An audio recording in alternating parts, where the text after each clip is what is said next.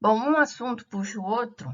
Então, o detergente possuía, vamos colocar assim, né? A primeira formulação do detergente possuía aquela estrutura bastante ramificada e também possuía fosfato na sua formulação, tá? Fosfato também é utilizado em fertilizantes, NPK, tá? Então, fosfato é uma coisa que é bastante utilizada em fertilizantes, mas também estava presente nos primeiros detergentes, tá?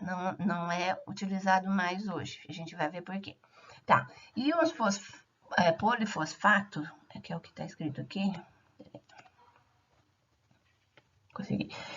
Então, esses eram adicionados, então, íons polifosfatos, né, nesses primeiros detergentes. Por quê? Porque eles eram sequestradores de cálcio e magnésio. Lembra? Dureza de água, certo? Então, eles removiam cálcio e magnésio, né, eles reagiam com esses cálcio e magnésio que estava na água e deixavam, então, que o detergente em si só, né, o agente ativo do detergente reagisse ou limpasse o que precisava ser limpado, né?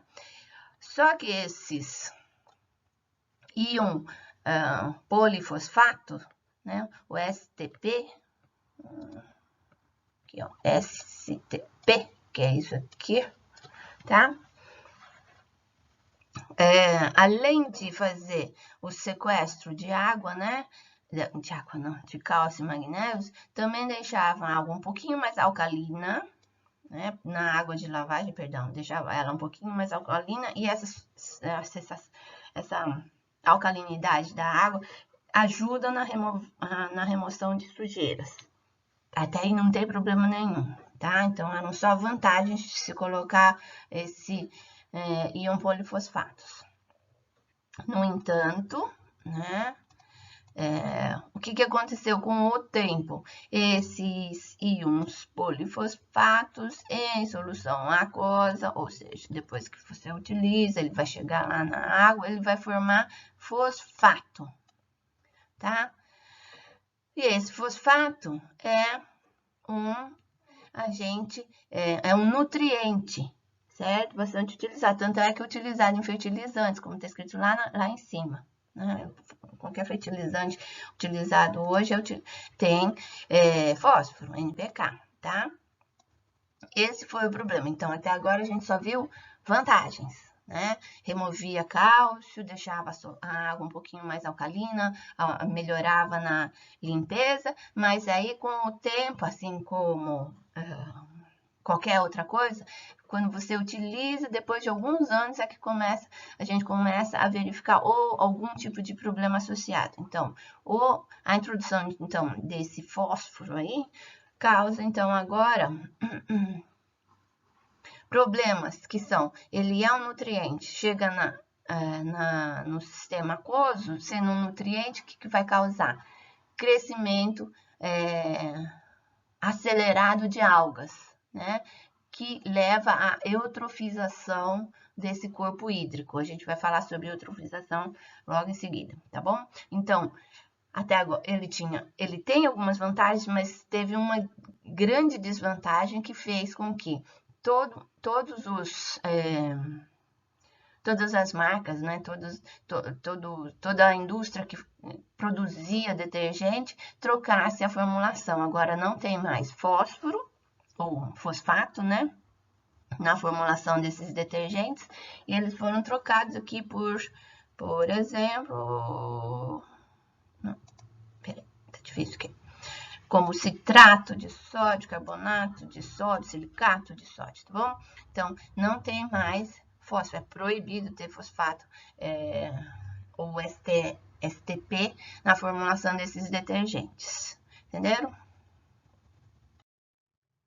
Coloquei um quadro uma ilustração aqui que mostra o ciclo do fósforo. É um ciclo um pouquinho diferente do ciclo do carbono, do nitrogênio, da água, que vocês já viram aí no colégio e tudo mais, né?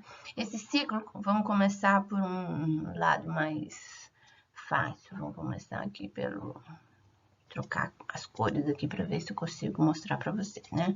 Tá, vamos começar aqui no solo. certo? Eu tenho adubação e tudo mais aqui do solo, né? Ou qualquer coisa. Isso faz com que as plantas cresçam, né? Difícil aqui. Isso faz com que as plantas cresçam e tudo mais, certo? Cadê? Aqui. Então, faz com que plantas cresçam, os bichinhos comem essas plantas, vamos colocar desse jeito aqui, e de alguma forma pode ocorrer também. Tá difícil, gente. Peraí. Também pode ocorrer o quê? A lixiviação desse fósforo, né, que estava no solo. Cadê onde você está? Não sei. Aqui. Pode ter lixiviação, né, do fósforo que estava no solo para o sistema aquoso, tá bom? Depois disso, depois que eu tenho essa lixiviação, o fósforo que está agora no sistema aquoso, né, faz com que as algas cresçam e os peixes comam isso e tudo mais, né? E para por aí, porque o fósforo não consegue voltar para a Terra, porque ele não é volátil. Tá? Então, como é que eu fecho esse ciclo, chamado então agora de ciclo biogeoquímico, né? Olha, tem um bio aqui, ó, biogeoquímico, né? Porque todo esse processo que eu falei pode ser só geoquímico, só pode ter fosfato que estava aqui no solo, ter a lixiviação para o rio, no rio chegar os peixes, as algas e tudo mais, depois os peixes, e acabar por aí, porque eu não tenho como esse fosfato voltar para a terra, para fechar o ciclo, né? Como que se fecha o ciclo? Através dos passarinhos que estão aí nesse desenho, né? Onde essas aves aqui, gaivotas e o que seja, que estão aqui, eles vão comer ou os peixes, ou as algas, ou o que tiver, certo? E aí ele vai voltar para a terra e o excremento dele é cheio, rico em fósforo, tá bom? E aí com isso a gente consegue fechar o ciclo, chamado agora de ciclo biogeoquímico do fósforo. Né? É um ciclo um pouquinho diferente, que, de novo, o fósforo não é volátil. E aí eu preciso desses pássaros para fechar o ciclo. Tá? Eu coloquei aqui porque é uma coisa bastante diferente, né? E pus aqui porque é interessante para vocês aprenderem. Bom, eu falei uns slides atrás sobre eutrofização, porque o fósforo em água vai causar, então, pode causar, então, eutrofização desse corpo hídrico. Eutrofização quer dizer o quê? Eutrofização vem, a palavra, né, vem do grego, quer dizer bastante nutrido, bem nutrido. Então, a eutrofização descreve a condição, estou lendo lá, tá? De um lago reservatório envolvendo um crescimento excessivo de algas, causando a deteriorização do corpo de água, tá bom? Como é que funciona, então, a eutrofização? Primeiro, eu tenho um corpo d'água, óbvio, depois eu tenho um aporte de nutrientes. Nesse caso aqui a gente está falando só de fósforo, mas pode ser outro tipo de nutriente, né? Esse nutriente que não existia, agora eu coloquei ali a mais, vai fazer o quê? Adoro comer. As algas vão falar assim, nossa, tem bastante comida. Vai começar uma produção bem grande de biomassa, fotossíntese, vai aumentar. Eu tenho bastante biomassa sendo formada. A biomassa formada não dura muito tempo, certo? O ciclo de vida dessa biomassa é bastante curto. Então, ela morre e começa a ir para o fundo do lago, né? A decomposição dessa biomassa traz de volta esses nutrientes que ele tinha utilizado. É um ciclo, certo? Recicla esses nutrientes e aí volta a fazer. Cresce mais biomassa, morre biomassa, vai para o fundo e assim por diante, tá? Com isso, deixa eu apagar essas coisas que eu coloquei aqui. Com isso, temos como, em um tempo bastante curto, né? O lago começa a ficar pouco profundo. Veja, a biomassa cresce, morre e afunda, fica no fundo, cresce de novo, outros, né? Cresce outra biomassa, morre, vai para o fundo, e aí começa a ter o quê? Um lago menos profundo, certo? Um corpo hídrico menos profundo, onde eu vou começar a ter então, crescimento. Antes um lago não tem planta com raiz, tem algas, certo? Agora eu vou começar a ter plantas com raízes, aceleração de acúmulo de material sólido no solo, no fundo no solo não, no fundo do lago, e forma lá na frente, se o negócio não parar, pode até formar um pântano, tá bom? Pode chegar até a formação de pântano, tá? Isso aí é a forma mais última etapa da eutrofização. A eutrofização é um processo natural, né?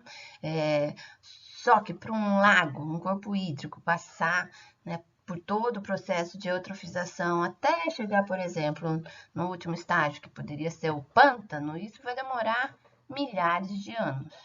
Não, a gente fala em eutrofização, toda vez que alguém fala em eutrofização, a gente lembra de problema com o corpo hídrico, né? Então, a gente lembra que é um problema, porque realmente é um problema, mas é porque está sendo causado devido às atividades antrópicas, isso quer dizer atividades humanas, né? Que podem, então, acelerar esse processo de eutrofização. Por isso que a gente lembra como problema, tá? De novo, seguindo a nossa lógica da aula, a gente estava falando de detergente que possuía fosfato, não possui mais, né? Mas esse fósforo é introduzido no meio ambiente por outras fontes. E uma das fontes que é inevitável são os fertilizantes, né? Os fertilizantes possuem sua formulação números variados, mas é o chamado NPK, nitrogênio, fósforo e potássio.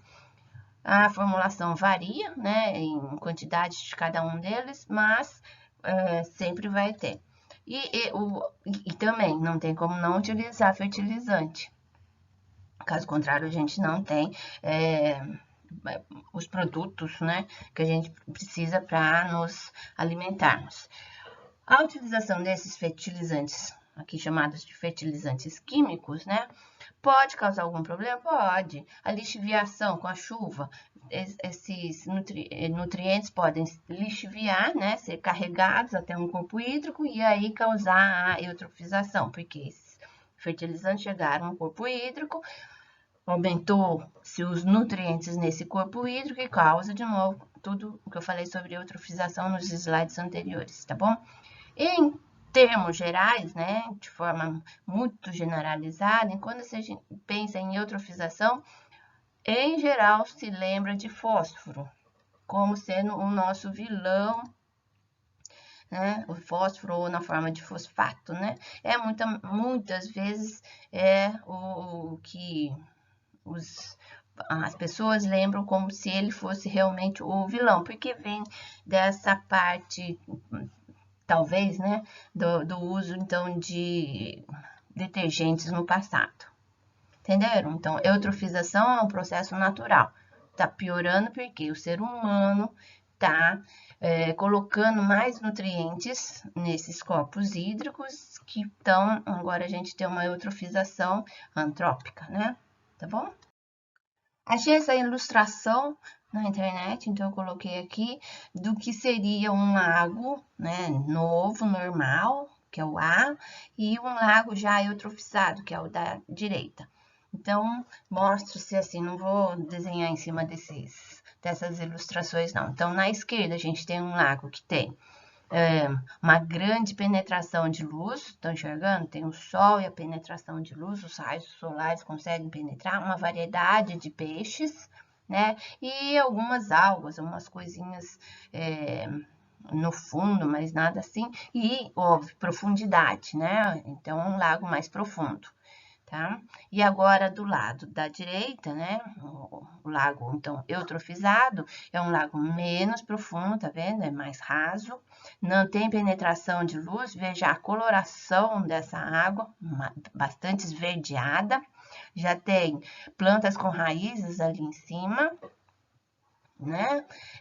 E peixes, uma variedade, diminuiu a variedade aqui, a gente só tá vendo, para quem conhece algum tipo de peixe, pelo que eu tô vendo aí, são peixes de fundo, são bagres, né? Então, é isso que acontece. Daqui a pouco, quando isso aí piorar, já não vai mais ter peixe, a profundidade vai ficar bem mais, vai minimizar, né? Ficar bem menor essa profundidade, e aí a gente chega até ao pântano. Entenderam? Então, essa foi então a aula de hoje. Espero que vocês tenham entendido. Voltem quantas vezes quiserem, tentem escutar o que eu falei várias vezes. Se tiverem alguma dúvida, entre em contato comigo, que eu tento explicar de outra forma, quantas vezes for necessário.